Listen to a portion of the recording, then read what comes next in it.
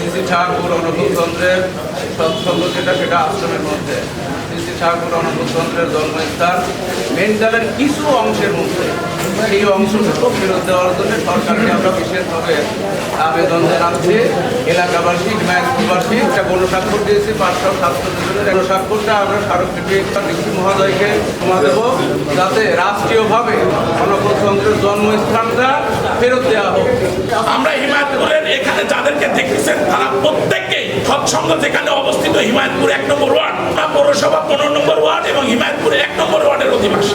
অনুকূলতন্ত্রের আরেকটি পুরুষ যাকে বলে লোকটা মূলত ইন্দ্র যেটা সেইটার ভক্ত না। হ্যাঁ, আমরা সেই মূল ভক্তদের মাঝে এই ঠাকুরের জন্মস্থানটা ফিরে দেওয়ার আকুল আবেদন জানাচ্ছে। তারা এসে পাপুটিয়া নামে একটি দল, তারা এসে পাবনা শহরের বিভিন্ন জায়গাতে অলিগলিতে ঘোরাফেরা করে চলে যায়।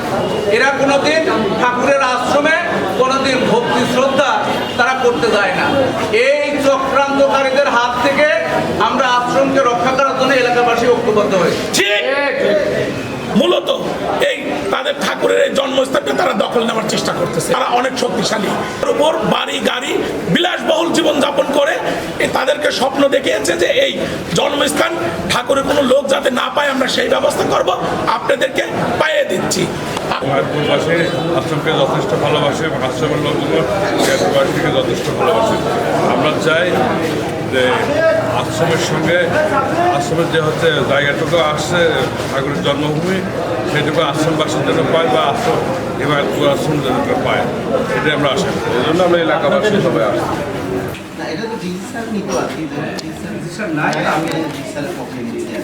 যত মানে প্রধানমন্ত্রী পরবর্তী আমরা আল্লাহ